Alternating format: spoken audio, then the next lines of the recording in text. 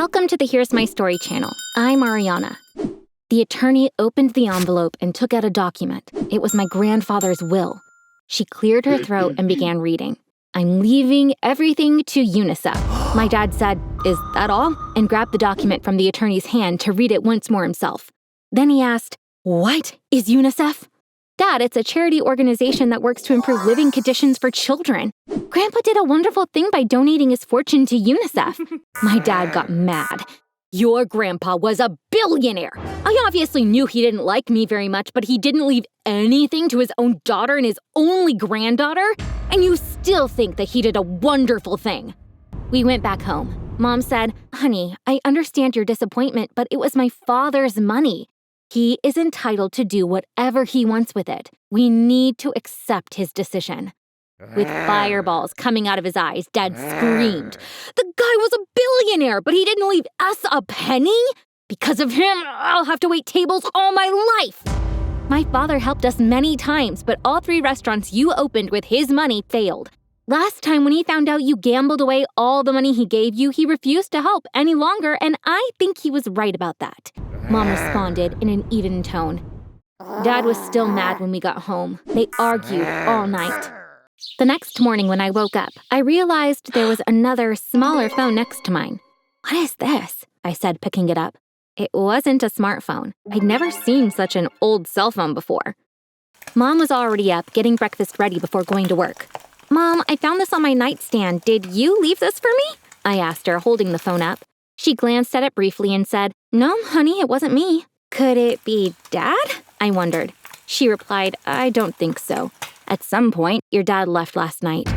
Every time Dad has a fight with Mom, he goes to the restaurant he works at and sleeps there. He doesn't come back until he's calmed down.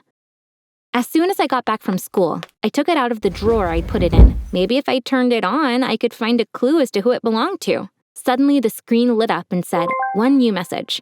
I tapped on the message and began reading. "You don't need to work for the exam," smiley face. What? Was someone playing a prank on me? I had a math exam the next day. I was planning to study until late, but someone had sent me a text message saying I didn't have to do that. Whoever sent the text message was someone who knew me, someone who knew that I had an exam. I began laughing. It had to be my friends. They were trying to prank me, but of course I didn't fall for it. That night, I studied even more than I normally would for that math exam. When I walked into school the next morning, I saw an ambulance. The paramedics were carrying our math teacher, Miss Colette, on a gurney. I asked a friend, "What's going on?" Miss Colette suddenly started having contractions. They think she's going to go into labor earlier than expected. Miss Colette was pregnant, but she was still teaching her classes. As the ambulance was leaving, my friend complained, "The math exam was canceled. I can't believe I studied for hours for nothing." I felt the same. I'd studied even though someone texted me and said, "You don't have to study for the exam." But Miss Colette started having contractions this morning. How did the person who sent me that text know about that before?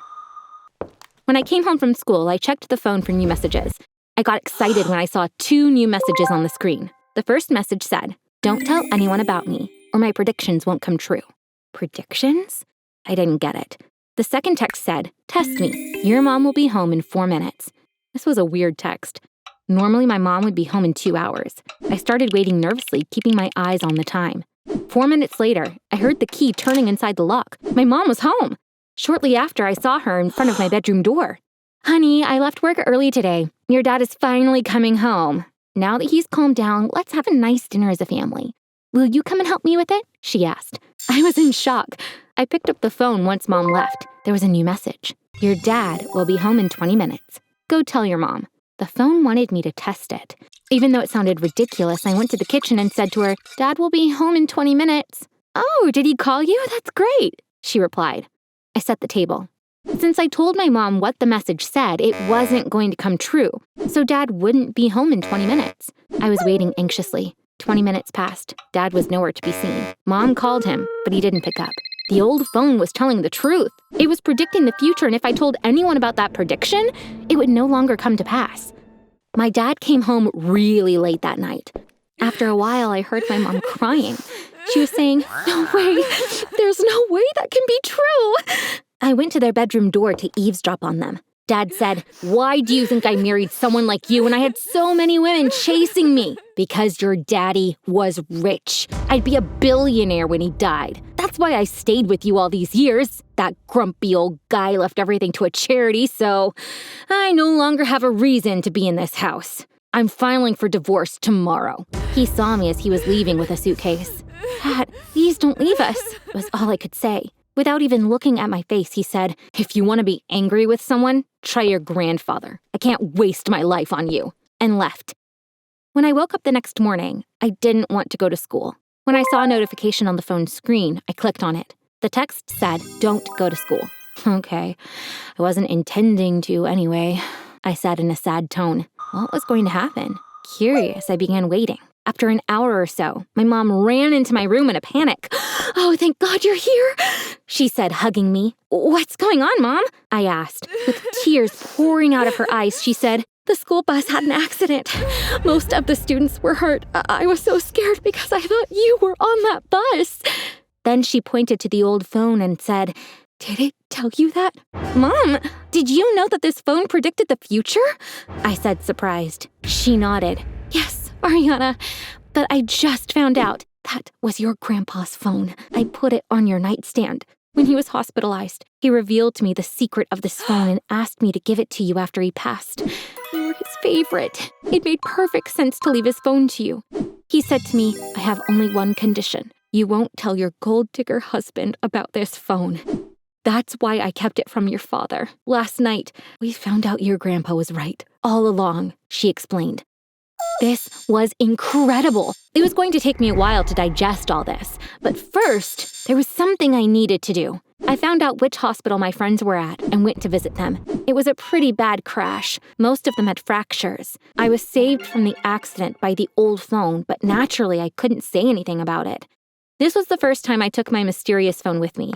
I checked it as I was leaving the hospital. Right at that second, I saw the one new message bubble. I clicked on it immediately. It said, 11, 17, 29, 30, 47, 53 with a Powerball 16.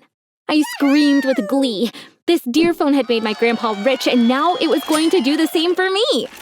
For those that don't know it, Powerball is a lottery game. You pick 6 numbers. Because it's extremely difficult to win, the jackpot is very high. I found a store immediately. I picked up a lottery ticket and wrote out the numbers from the text message. The funny thing was I was sure I was going to win, but how much? I went to my mom's office and waited for her at the door. If I told her about Powerball, I wasn't going to win, but I could tell her after the numbers were announced. I followed the game online. When my mom was about to come out of the office, I gestured for her to stop. The winning numbers were being announced. The screen was filling up with the numbers, one by one. 11, 17, 29, 30, 47, 53, Powerball 16. I screamed. "What's going on?" my mom asked, laughing. They were about to announce the jackpot. When I saw $82 million on the screen, I began dancing around her. "We're rich, we're rich," I sang. My mom was surprised. "I was expecting this, but not so soon," she said.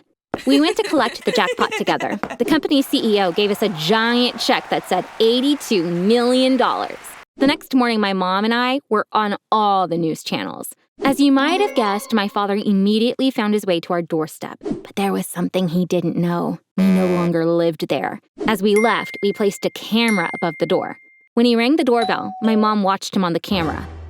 "I know why you came, but it's too late," she said. He was taken aback to hear her voice. When he figured out the voice was coming through the camera, he put on his best fake smile and said, "Honey, I missed you and our daughter very much. Will you open the door? I want to give you both a big hug." My mom couldn't speak because she was crying. I grabbed the mic. "Dad, we're not in that house right now. You will never see us again, and you will regret leaving us for the rest of your days. We set up this camera just to see how upset you would be when we told you. We will always remember you with this expression on your face," I said. "Ariana, please, I was joking. Where are you now? Please tell me. I want to be with you, please. Forgive me. I missed you so much," he begged. I turned off the camera. These were the last words I heard from my father. It felt fantastic to be rich. But what was even better was seeing my dad regret his decision, all thanks to my phone.